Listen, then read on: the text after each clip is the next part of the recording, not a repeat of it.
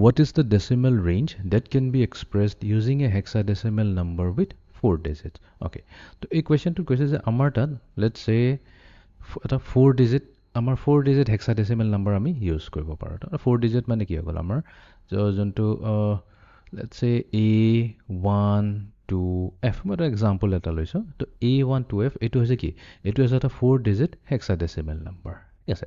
তো ইয়াতে 4টা ডিজিট আছে।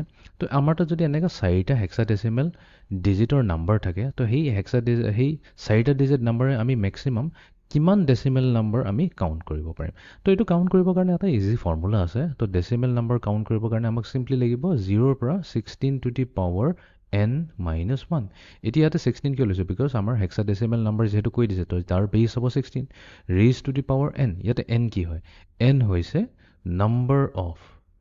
number of hexadecimal digits। তো কেইটা hexadecimal digits আছে ইয়াতে আমাৰ 4টা hexadecimal digits আছে। তো nৰ জেগাত যদি আমি 4 ৰিপ্লেচ কৰি দিওঁ, তেনেহ'লে আমি উলিয়াই ল'ব পাৰিম তাৰমানে 0ৰ পৰা 16 to the power 4 minus 1।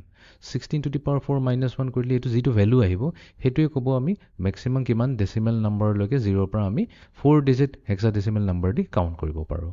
এতিয়া 16 to the power 4 হৈছে 65,536।